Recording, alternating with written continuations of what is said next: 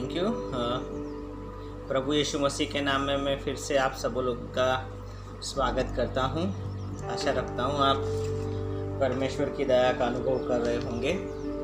Okay, हमने जब पिछली दफ़ा हम मिले थे तो पवित्र आत्मा में ही एक नई सीरीज़ पर हमने अब नया अभ्यास करना शुरू किया है, पवित्र आत्मा के फल। ओके, पवित्र आत्मा के जो फल है उस पर हम अभ्यास करना चाहते हैं और आप मेरे साथ निकाल सकते हो गलातियों की किताब उसका 5वां अध्याय और उसका 22वां पद और 23वां पद। गलातियंस चैप्टर 5 वर्स 22। ओके, यह लिखा है, पर आत्मा का फल प्रेम, आनंद, शांति, धीरज, कृपा, भलाई, विश्वास, नम्रता और संयम है। ऐसे ऐसे कामों के विरोध में कोई भी व्यवस्था नहीं। ओके, सो ये हमारा एक किस्म का सिलेबस है। पवित्र आत्मा के जैसे 9 वरदान है वैसे ही पवित्र आत्मा के 9 फल है और इस पर अभ्यास करना बहुत ज़रूरी है। इसके लिए प्रार्थना करनी भी बहुत ज़रूरी है और इसको हमारे भीतर पैदा करना वो हमारी जिम्मेदारी है। इसलिए मैंने कहा था कि पवित्र आत्मा के वरदान और पवित्र आत्मा के फल के बीच में एक बहुत बड़ा फ़र्क है कि पवित्र आत्मा के जो वरदान है वो क्रिसमस ट्री जैसा है कि जैसे बाहर से उस पर कोई गिफ्ट रखी जाती है तो तुरंत ही वो हम गिफ्ट लगा सकते हैं। वैसे गिफ्ट तुरंत मिलती है, वरदान तुरंत मिल जाते हैं, लेकिन जो फल है वो आम के पेड़ के जैसा है, एप्पल ट्री जैसा है। धीरे धीरे फल आते हैं। 2 साल, 3 साल, 4 साल, 5 साल लगते हैं। ओके, सो वो जिम्मेदारी हमारी है। सो ये एक मुख्य तफावत है और मैं कहूँगा ये फल कब लगते हैं, जब हम पवित्र आत्मा की जो चाल है, पवित्र आत्मा की जो एक पवित्रता की चाल है, उसमें जब हम चलना शुरू करते हैं तो धीरे धीरे ये फल हमारे जीवन में लगने शुरू होते हैं। फल क्या है? व्यक्ति के जो गुण है, व्यक्ति की जो क्वालिटी है या व्यक्ति का जो चरित्र है वो सब फल में आता है। व्यक्ति का जो स्वभाव है, व्यक्ति का जो प्रतिभाव है, ये सभी बातों को हम फल में रख सकते हैं। और इसलिए मैंने कहा था कि परमेश्वर जो है वो हमें फलों से पहचानते हैं और लोग जो हमें वरदान से पहचानते हैं। ओके, सो याद रखिए कि ये फल बहुत महत्व के हैं। और मैंने ये भी कहा था कि पहला जो फल है वो प्रेम है और आखिर का जो फल है वो है धीरज। सो अगर आप सुबह उठकर ये निर्णय करेंगे कि मुझे प्रेम और धीरज दोनों बनाए रखना है तो बीच में जो भी जगह है वहाँ सभी फल अपने आप एडजस्ट होते जाएंगे। ओके, सो बुक स्टैंड के जैसा है, जोयस मायर ऐसा कहती है। समय के साथ, परिस्थिति के साथ, अनुभव के साथ, शिक्षण के साथ हम हमारे भीतर ये फल पैदा कर सकते हैं। ओके, सो उसके बाद हमने देखा था कि facts of the facts of the fruit, यानी कि पवित्र आत्मा के जो फल है उसमें उसके बारे में कौन से सत्य है, कौन कौन सी बातें हम कह सकते हैं। ओके, पहला पॉइंट मैंने कहा था, पवित्र आत्मा इन फलों को पैदा करता है। गलाती 5:22, पवित्र आत्मा के फल ऐसा लिखा है। ओके, सो पवित्र आत्मा को काम करने दीजिए, पवित्र आत्मा का सुनिए, पवित्र आत्मा की आवाज़ सुनिए, पवित्र आत्मा के साथ आर्ग्यूमेंट मत करिए। जब परमेश्वर कहे छोड़ दो तो छोड़ दो, जब परमेश्वर कहे धीरज रखो तो धीरज रखो, जब परमेश्वर कहे बोलो तो बोलो। ओके, सो जब आप पवित्र आत्मा की सुनेंगे तो बदले में आप में ये फल लगने लगेंगे। सो पवित्र आत्मा ही अपनी आवाज़ के द्वारा इन फलों को पैदा करता है। दूसरा हमने ये समझा था, इन फलों के विरुद्ध कोई नियम नहीं है। यानी एदनवाड़ी में नियम था कि ये फल नहीं खाना है, लेकिन नए नियम में इन फलों के विरुद्ध किसी भी प्रकार का कोई नियम नहीं है। गलाती 5:23 में ये रेफरेंस पढ़ा था। तीसरा है, जब परमेश्वर हमें शुद्ध करते हैं तो ये फलों में हम और बढ़ते हैं। यूहन्ना 15:2 ये रेफरेंस है, यूहन्ना की किताब 15वां अध्याय 2 पद। यानी कि जब पवित्र आत्मा हमारे भीतर कोई करेक्शन लाता है, हमें कोई सुझाव देता है, हमें वो सुधारता है और वो हम होने देते हैं, तो ये जो फल है उनमें हम और बढ़ते हैं।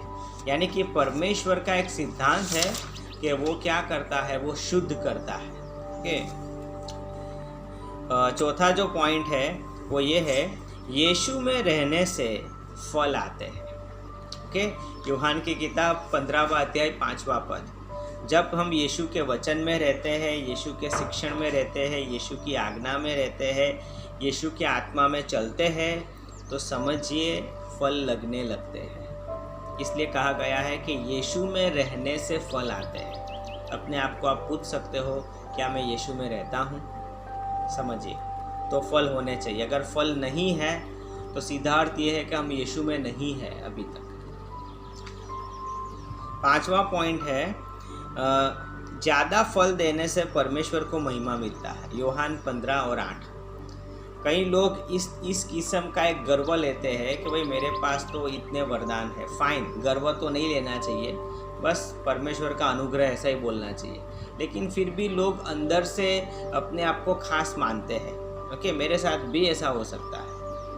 मुझे भी कई बार अपने आप को कंट्रोल करना पड़ता है कि मैं अपने आप को इतना महत्व का न समझूं। लेकिन क्या है कि हमारे पास बहुत वरदान होते हैं तो क्या है, हम बहुत बड़ाई करते हैं।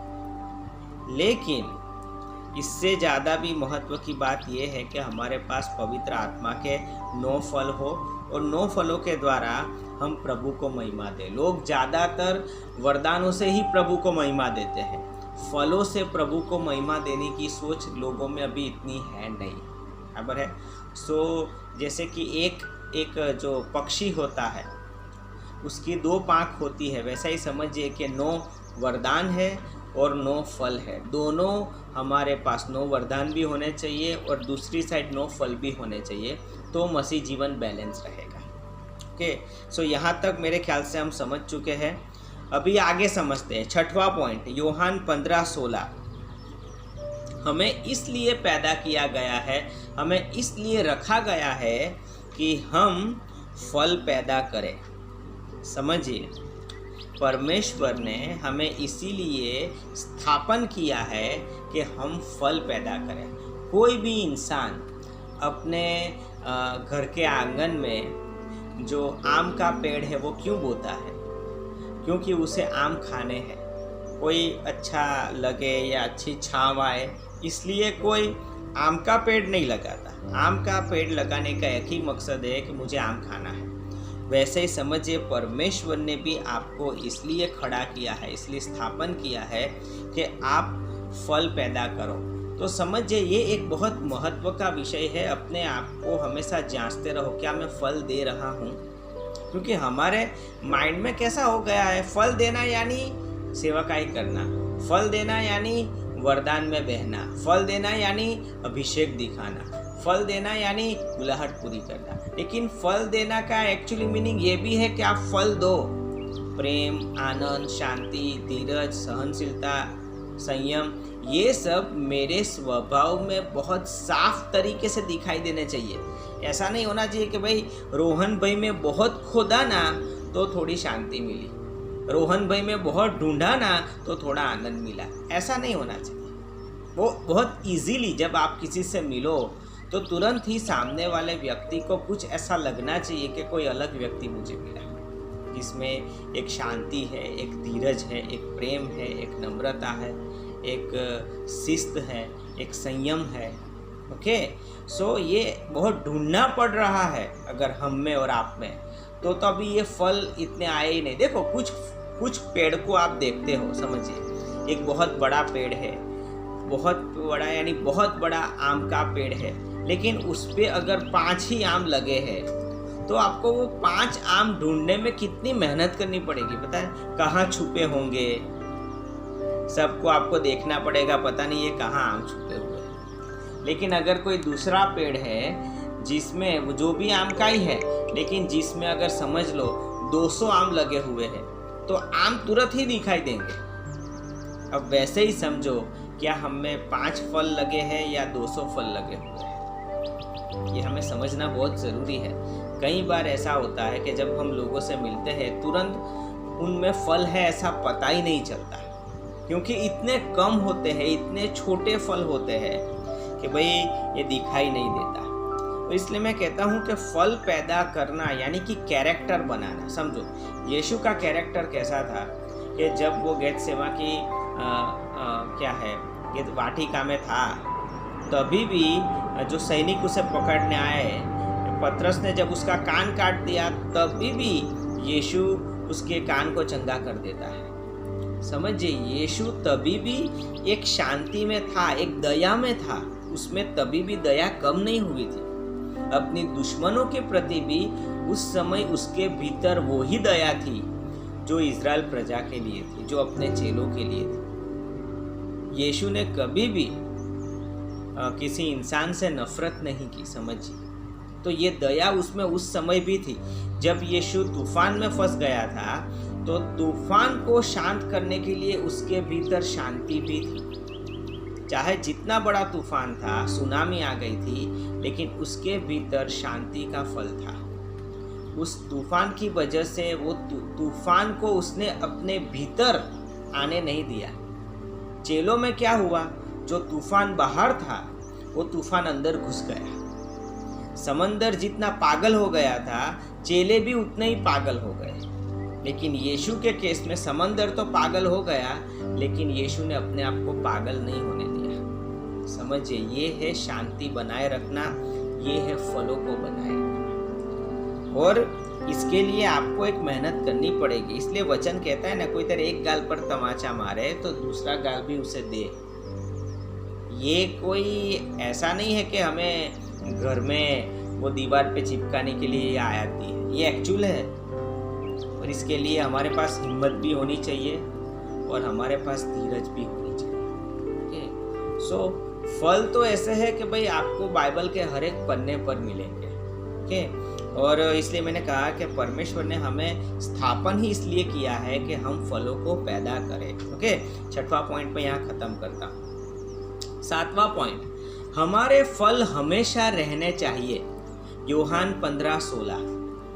देखो, ये यीशु ने एक किस्म की चेतावनी दी है कि हमारे जैसे ये दूसरे फल भी होते हैं ना, फल हम मार्केट से लाते हैं, तुरंत फ्रीज में रख देते हैं, जिसकी वजह से उसकी लाइफ बनी रहे। तो आपको भी अपने फलों को क्या है, संभालना है।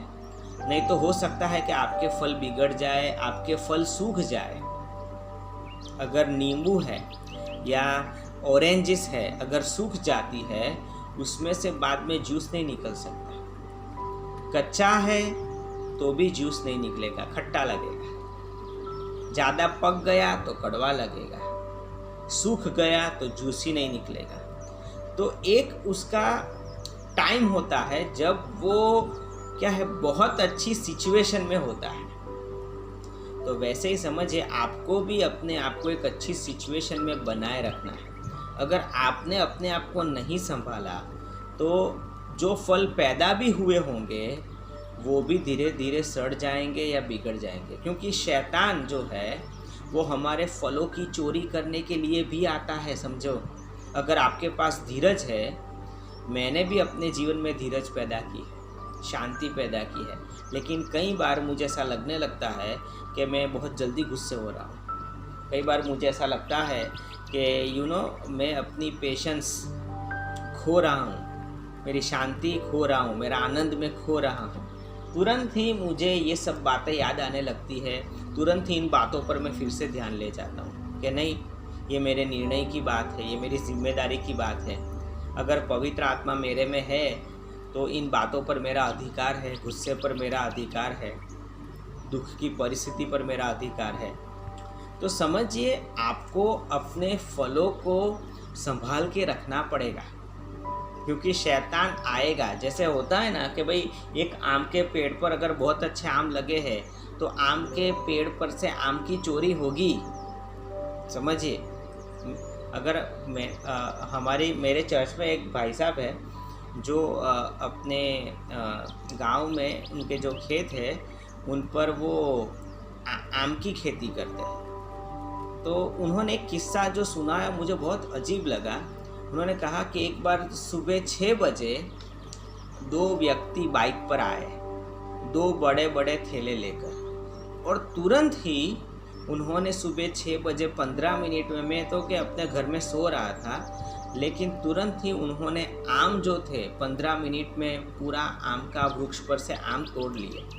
और मुझे आवाज़ आई, मैं तुरंत उनके पीछे भागा, लेकिन वो बाइक लेकर आगे चले गए और मार्केट में जाके उन्होंने वो आम बेच दिए। मेरे आम थे, कुछ कर नहीं सका। मैं एक बात समझा, शैतान जो है हमारे पास जो भी परमेश्वर का है, हमने परमेश्वर के महिमा के लिए पैदा किया है, शैतान उससे बहुत नफरत करता है।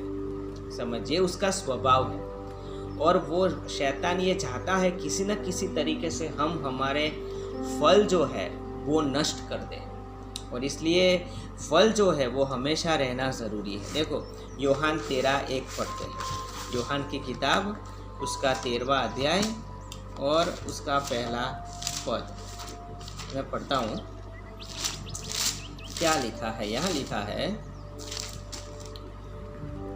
फसह के पर्व से पहले जब यीशु ने जान लिया कि मेरी वह घड़ी आ पहुंची है कि जगत छोड़कर पिता के पास जाऊं, तो अपने लोगों से जो जगत में थे जैसा प्रेम वह रखता था, अंत तक वैसा ही प्रेम उसने रखा। समझो, अंत तक, ये शब्द महत्व का है। यीशु जैसा प्रेम उनको करता था, जीवन के अंतिम समय में जब कुछ घंटे शायद उसके पास रह गए, हफ्ता भी नहीं रह गया है, कुछ घंटे उसके पास रह गए, वो कहता है, वो लिखा गया है, अंत तक उसने वैसा ही प्रेम रखा, उसके प्रेम में कभी भी कमी नहीं आई। तो समझिए, आपके फल जो है वो जब तक आप इस पृथ्वी पर से चले नहीं जाओ परमेश्वर के घर पे, तब तक वो फल जो है वो बड़े होने चाहिए, उसमें रस होना चाहिए, वो अच्छे दिखने चाहिए, आकर्षित होने चाहिए। और इसलिए फल हमेशा रहे वो ज़रूरी है। नहीं तो ये फल तो ऐसे हैं कि अगर आपने नहीं संभाले तो नष्ट हो जाएंगे, बिगड़ जाएंगे, चोरी हो जाएंगे, सूख भी जाएंगे। ओके, 7वां पॉइंट मैं यहाँ ख़त्म कर देता हूँ। 8वां पॉइंट, पश्चाताप की जीवन शैली से फल पैदा होते हैं। मत्ती 3:8, मत्ती की किताब 3 अध्याय 8वां पद। जब हम मन फिराते हैं और मन फिराने की जीवन शैली में जब हम बढ़ते जाते हैं तो फल लगते हैं। समझो कि मन फिराना कोई एक समय का अनुभव नहीं है, वो एक जीवन शैली है। इसलिए मैं कहता हूँ कि मन फिराना शादी जैसा है। आप शादी जो करते हो वो एक दिन करते हो, लेकिन शादी पूरा जीवन भर निभानी पड़ती है। हम हर रोज़ शादी नहीं करते, हम एक दिन शादी करते हैं, लेकिन हर रोज़ वो शादी में चलते हैं, वो शादी को निभाते हैं, वो शादी पर हम ध्यान देते हैं। वैसा ही है पश्चाताप जो उद्धार का है, वो हम एक ही दिन करते हैं, एक ही वक्त या जीवन में एक ही बार करते हैं, लेकिन हर रोज़ हम उस पश्चाताप को जीते हैं, उस जीवन शैली में चलते हैं। उन पापों से हम दिन प्रतिदिन और दूर होते जाते हैं। तो समझिए, अगर हमारे जीवन में पश्चाताप की नींव सही नहीं लगी है तो फल भी पैदा नहीं होंगे, थोड़े होंगे, उसके बाद क्या होगा, गिर जाएंगे। पता है, एलीशा के समय पर ऐसा हुआ था। एक फल थे, वो पैदा तो होते थे, लगते तो थे, लेकिन उनकी संपूर्ण अवस्था में, फुल मैच्योरिटी में, परिपक्वता में नहीं जाते थे, गिर जाते थे पहले से। कई बार अगर पश्चाताप की नींव सही नहीं लगी है तो पवित्र आत्मा के फल पैदा नहीं होंगे। अपने पश्चाताप पर ध्यान दो और पश्चाताप में हर रोज़ चलो। जैसे जैसे पवित्र आत्मा आपको प्रेरणा दे, अपने आप को यीशु मसीह के लहू से धोते रहो, तभी आपके जीवन में अच्छे फल लगेंगे। ओके, सो अगर आप ये भूल चुके हो कि मुझे हर रोज़ पश्चाताप में चलना है, हर रोज़ रोना नहीं है, लेकिन आपके पश्चाताप का जो निर्णय है उसमें तो चलना है। ओके, उस रिविलेशन को पकड़े रखना है, तब अच्छे फल आएंगे। जिस व्यक्ति ने पश्चाताप में चलना छोड़ दिया, समझो फल भी बढ़ना बंद हो जाएंगे। ओके, 8वां पॉइंट यहाँ ख़त्म करता हूँ।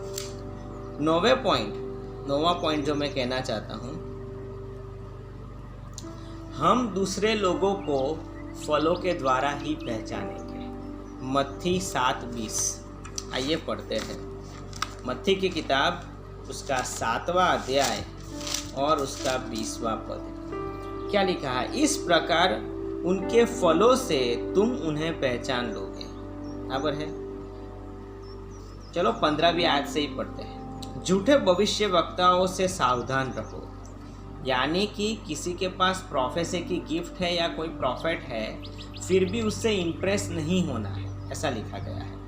जो भेड़ों के भेष में तुम्हारे पास आते हैं, परंतु अंतर में वे फाड़ने वाले भेड़िए हैं। ओके, लेकिन ये पता कैसे चलेगा कि भाई कोई क्या है, भेड़िया है या भेड़ है? उनके फलों से तुम उन्हें पहचानोगे, उनके अभिषेक से नहीं। वो कितना अच्छा प्रचार करते हैं उनसे नहीं, उनके द्वारा कौन से चिन्ह और चमत्कार होते हैं उनके द्वारा नहीं, लेकिन उनके फलों से आप उन्हें पहचानेंगे। यानी कि पहचानने में जल्दबाजी मत करो। अगर आप किसी का प्रचार सुनते हो तो ऑफ कोर्स हम उन्हें उत्तेजन देंगे, हम भैया या बहन आपसे बहुत आशीषित हुए, फाइन। लेकिन मैंने एक प्रैक्टिस रखी है कि मैं लोगों से इतना जल्दी इम्प्रेस नहीं होता हूँ। मुझे ऐसी प्रैक्टिस करनी पड़ी। क्यों? क्योंकि वचन कहता है आप उनको फलों के द्वारा पहचानोगे। अब कोई भी मसीह जीवन में असली मसीही है या नकली मसीही है, अभी ऐसा समय है कि आपको कम से कम 3, 4, 5 साल चाहिए उस व्यक्ति को अच्छी तरीके से पहचानने के लिए, जांचने के लिए, उसके भीतर देखने के लिए। तभी आप ये कह सकते हो कि नहीं, ये व्यक्ति लंबी रेस का घोड़ा है, नहीं ये व्यक्ति जो है ना सच्चा मसीही है। क्योंकि हमने ऊपर से, नीचे से, आगे से, पीछे से, दाएं से, बाएं से उसको परख लिया है, जांच लिया है, देख लिया है। ओके, सो क्या लिखा है 16वीं आयत में? उनके फलों से तुम उन्हें पहचान लोगे। क्या लोग झाड़ियाँ से अंगूर और ऊंट कटारों से अंजीर तोड़ते हैं? यानी कि अगर आप बबूल का पेड़ बोओगे तो उस पर आम नहीं उगने वाले, तो बबूल के पेड़ से कभी भी आम नहीं पैदा होंगे। तो यानी कि यहाँ कहा क्या गया है कि जैसे बबूल का पेड़ कभी आम पैदा नहीं कर सकता, वैसे ही भेड़िया कभी भेड़ का फल पैदा नहीं कर सकता। यानी कि वो थोड़ी बहुत एक्टिंग करेगा। कोई व्यक्ति एक्टिंग कर सकता है 1 महीना, 1 साल, 2 साल, लेकिन उससे ज़्यादा नहीं कर सकता, हमेशा तो नहीं कर सकता। तो आपको धीरज से उसे पहचानना है। चर्च में कोई नया व्यक्ति आया है तो भी उसको शक की निगाह से न देखे, लेकिन उसको ये टेस्ट तो पसार करना ही पड़ेगा कि आखिर में उसके फलों को देखकर ही पास्टर और दूसरे लोग उसके बारे में कोई राय बनाए। के 17वां पद। इसी प्रकार हर एक अच्छा पेड़ अच्छा फल लाता है, यानी कि अच्छा व्यक्ति अच्छा फल लाता है, और निकम्मा पेड़ यानी कि बुरा व्यक्ति या निकम्मा व्यक्ति बुरा फल लाता है। अच्छा पेड़ बुरा फल नहीं ला सकता। बराबर क्या कहा गया है? अच्छा व्यक्ति यानी आपको इम्प्रेस करने के लिए थोड़े बहुत फल का दिखावा कर देगा, लेकिन उसके भीतर से हमेशा अच्छे फल नहीं निकलेंगे। और न निकम्मा पेड़ अच्छा फल ला सकता है। जो पेड़ अच्छा फल नहीं लाता वह काटा और आग में डाला जाता है। समझिए, अगर हम अच्छा फल नहीं लाते हैं तो वह काटा और आग में डाला जाता है। इस प्रकार उनके फलों से तुम उन्हें पहचान लोगे। यानी परमेश्वर ने हमें जिम्मेदारी दी है कि हमें लोगों को पहचानना है, लेकिन हमारा धोरण क्या है? अभिषेक, बुलाहट, कितने वरदान है, वचनों को आप कितना जानते हो, बराबर है। ये सब बाहर की बातें हैं, लेकिन गहराई में जो है वो फल है। इसलिए पहचाना कैसे जाता है? व्यक्ति दबाव में होता है तो क्या करता है, व्यक्ति के ऊपर जब खराब परिस्थिति आती है तो वो क्या करता है, व्यक्ति का कैरेक्टर कैसा है, व्यक्ति का प्रतिभाव कैसा है, रिएक्शन कैसा है, बराबर है। इन सब बातों से आप उन्हें पहचानोगे। ओके, सो जो समझिए, लोगों को पहचानने में समय लगेगा, बहुत जल्दी कोई राय मत बना लीजिएगा। ओके, सो मैं नोवा पॉइंट जो है मैं यहाँ ख़त्म करता हूँ कि हमें जिम्मेदारी दी गई है लोगों को सही अर्थ में पहचानने की। और अगर आपने अपने चर्च मेंबर को अच्छी तरीके से पहचाना तो आपके चर्च में भीड़ ज़्यादा होगी, भेड़िए कम होंगे। ओके, सो ये संभालना भी, ये देखना भी बहुत ज़रूरी है। 10वां पॉइंट, वचनों को सुनने से और वचनों को समझने से फल लगते हैं। कहाँ लिखा है? मत्थी 13:23। आइए पढ़ते हैं। मत्थी की किताब, उसका 13वां अध्याय और उसका 23वां पद।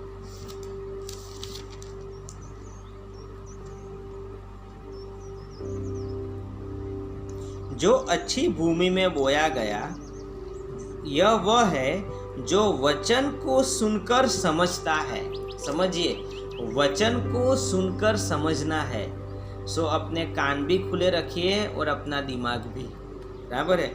वचन को सुनकर समझता है और फल लाता है। तो सबसे पहला, कान में वचन गया, मन में समझा गया, हृदय में उतारा गया, तब फल लाता है। कोई 100 गुना, कोई 60 गुना और कोई 30 गुना। समझिए, सो फल लाने का एक जो रास्ता है वो ये भी है कि भाई हम हमारे भीतर वचन को कैसे ग्रहण करते हैं। पहले तो जहाँ वचन परोसा जा रहा है कि हम वहाँ जाते हैं, हम वचन सुनते हैं। चर्च में हम नियमित हैं, या कुछ लोग चर्च में गेस्ट मेंबर जैसे होते हैं। कई बार वो फिल्म में आता है ना, एक बड़ा एक्टर 1 मिनट के लिए आता है, वो गेस्ट रोल होता है उसका। कुछ लोगों का पूरे साल में गेस्ट रोल जैसा ही होता है। तो उनके कान में वचन गया ही नहीं। यहाँ पर उनको आदत ही ऐसी है कि भाई वो उनके लिए वो एक प्रचार जैसा ही है, उनके लिए वो अधिकार के शब्द नहीं है। समझिए, वो जस्ट एक ऐसा है कि भाई एक कथा जैसे चलती है वैसे सुन लो, बराबर है। तो सुनना है, उसके बाद समझना है। तीसरा, जब हम ग्रहण करते हैं तो फल आता है। यहाँ बहुत स्पष्ट लिखा है कि भाई ये प्रोसेस हमें सही रखनी पड़ेगी, बराबर है। ये एक कुदरती नियम है कि जब तक जो बीज है वो ज़मीन के अंदर नहीं जाता, अंकुर उसमें से फूटता नहीं है, छोड़ पौधा निकलता नहीं है, पेड़ बनता नहीं है। तो वैसे ही जब भी परमेश्वर का वचन भी बीज समान है, जब तक आप उसको सुनेंगे नहीं, दिमाग में सही तरीके से समझेंगे नहीं और हृदय में ग्रहण नहीं करेंगे, तब तक वो वचन जो है पैदा नहीं होगा। वो वचन कुछ दूसरा पैदा नहीं करेगा। वचन जो है उसमें से फल नहीं आएंगे। ओके, सो वचन को सुनना, समझना और ग्रहण करना, ये 3 जो स्टेप है वो आपको हमेशा बहुत ध्यान में लेने हैं। ओके, उसके द्वारा आपके फल ग्रो करेंगे। 11वां पॉइंट और लास्ट पॉइंट, हमारा हृदय कितना साफ है और हमारा hृदय कितना अच्छा है, उसके आधार पर भी फल लगते हैं। लूक 8:15। अगर हमारा हृदय साफ नहीं है तो फल नहीं आएंगे। लूक 8:15 क्या कहता है, पढ़ता हूँ।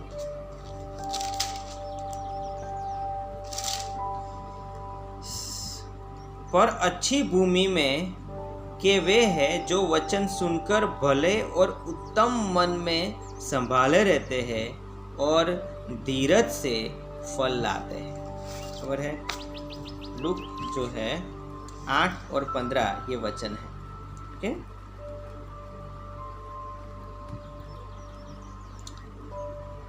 अगर 14वीं आयत पढ़े तो यहाँ लिखा है, जो झाड़ियों में गिरा यह वे है जो सुनते हैं पर आगे चलकर चिंता और धन और जीवन के सुख विलास में फंस जाते हैं और उनका फल नहीं पकता। देखो, फल नहीं पकता है यानी कि फल लगा था, फल थोड़ा बहुत पैदा भी हुआ होगा लेकिन पका नहीं। समझो, हम कच्चे फल तो खाते नहीं हैं। क्या हम कच्चा तरबूज खाएंगे? नहीं खाएंगे। समझिए, क्या हम कच्चा एप्पल खाएंगे? नहीं खाएंगे। जब तक नहीं पकेगा नहीं खाएंगे। 15वां पद, पर अच्छी भूमि में के वे हैं जो वचन सुनकर भले और उत्तम मन में संभाले रखते हैं। हमारा मन जो है, समझो, वो भला और उत्तम होना चाहिए। हमारा मन खुला हुआ होना चाहिए। कुछ लोग ऐसे हैं ना, जो मुझे ऐसा लगता है कि जिनका मन ही बंद है अभी तक। कुछ लोग चर्च में आते हैं, चलो something is better than nothing, लेकिन उनका मन के जो दरवाजे और खिड़कियां खुलनी चाहिए ना, वो अभी खुले ही नहीं है। और इसलिए वचन जो है वो अभी उनके भीतर गया नहीं है। तो जब तक हमारा मन साफ है, भला है, अच्छा है, तो एक अच्छा रिस्पॉन्स निकलेगा। बराबर है।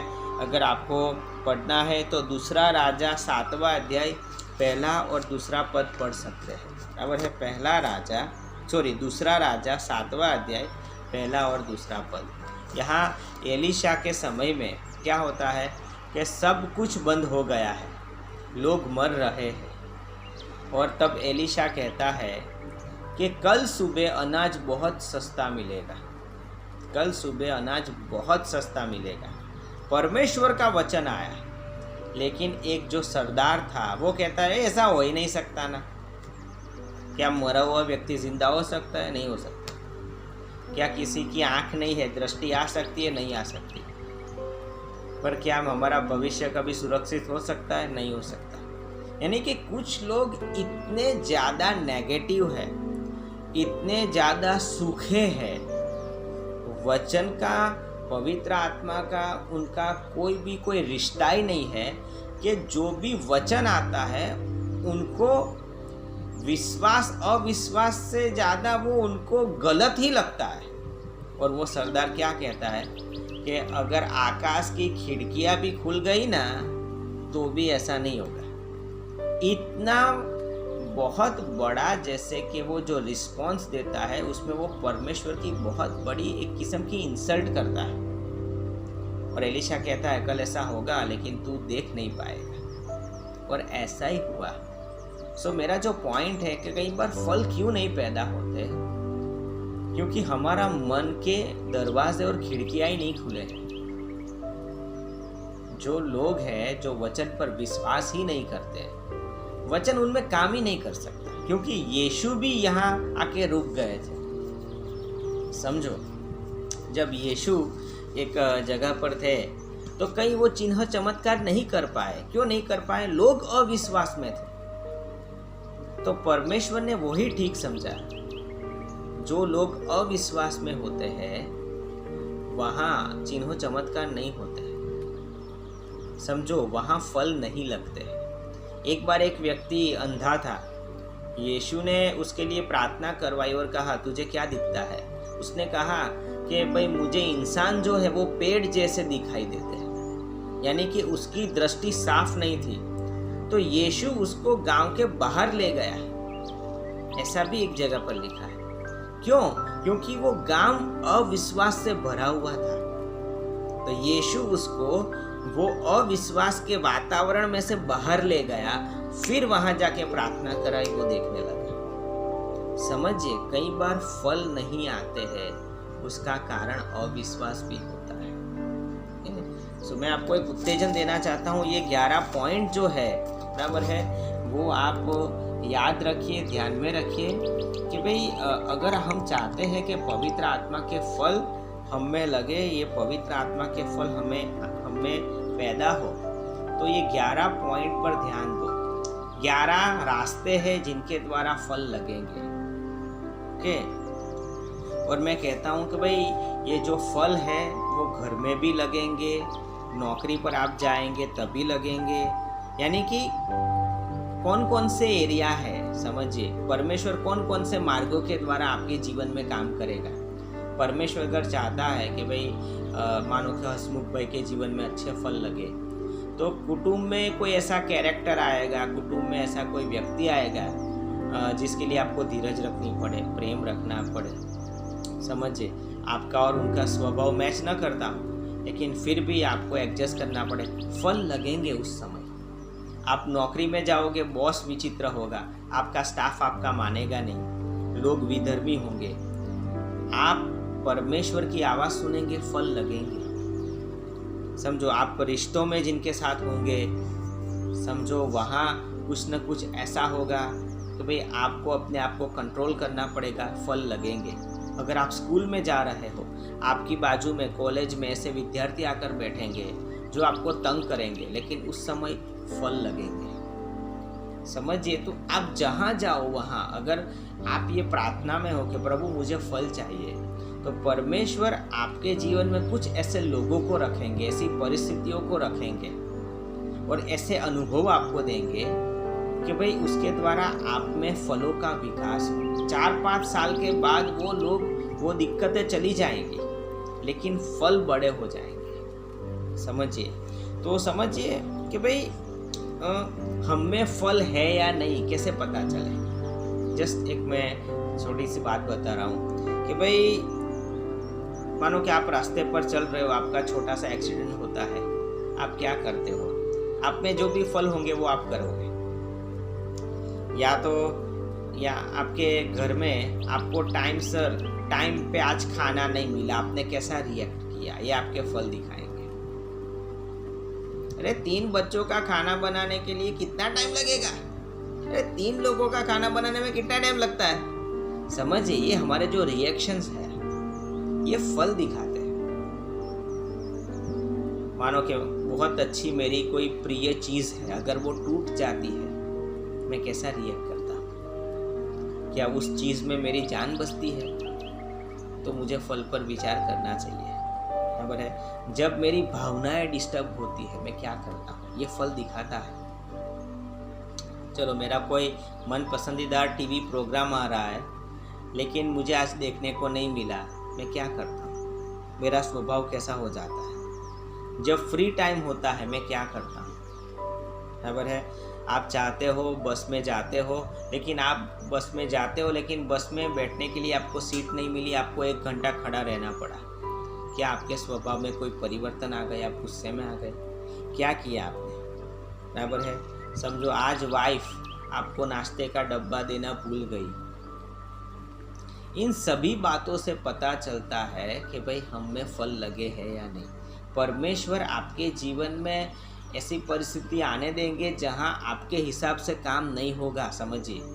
और यही वो समय है जब आपको फलों को पैदा करना है। आपको समझना है कि भाई परमेश्वर जानबूझ के ऐसा कर रहे हैं, वो मुझे थोड़ा हिला रहे हैं, मेरी इच्छा के अनुसार सब नहीं हो रहा है। चलो, मैं इस समय को इस तरीके से लेता हूँ कि मुझे फलों को पैदा करना है, तो जो भी हो रहा है मैं उसमें एडजस्ट हो जाऊँगा।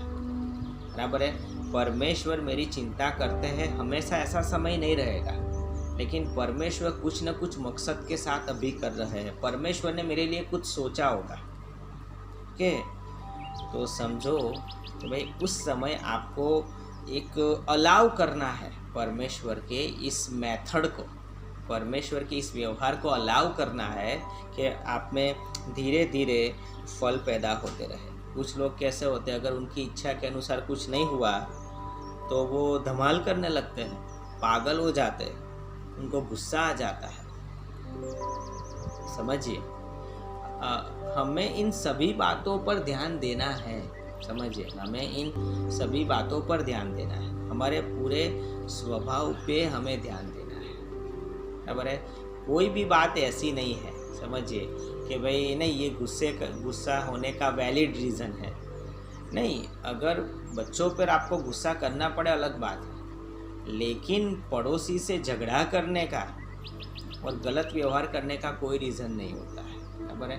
आपको समझना पड़ेगा कि आपको फल पैदा करने ही पड़ेंगे। अगर आपने फल नहीं पैदा किए ना तो आप खुद पागल हो जाओगे, समझो। आज दुनिया ऐसी है, कोई भी कोने में जाओ, कोई भी देश में जाओ, आपको बुरे लोग मिलेंगे, वहाँ शैतान का अधिकार है, समझिए। तो परमेश्वर हमको तैयार करता है। अगर हमने फल पैदा नहीं किए तो हम किसी के साथ रहना भी नहीं सीख पाएंगे, कोई जगह पर काम करना भी नहीं सीख पाएंगे। कई मसीह लोग ऐसे होते हैं जिनके घरों में से चिल्लाने की आवाज़ आती है, झगड़े की आवाज़ आती है, वो पागल हो जाते हैं। क्यों ऐसा होता है? उन्होंने फल पैदा नहीं किए हैं। उनको ऐसा लगता है हम मसीह में आए हैं तो परमेश्वर को सब कुछ ठीक ही कर देना चाहिए ना। वो करेगा, लेकिन अभी वो आपको बदलना चाहता है, इसलिए वो परिस्थितियों को नहीं बदल रहा है।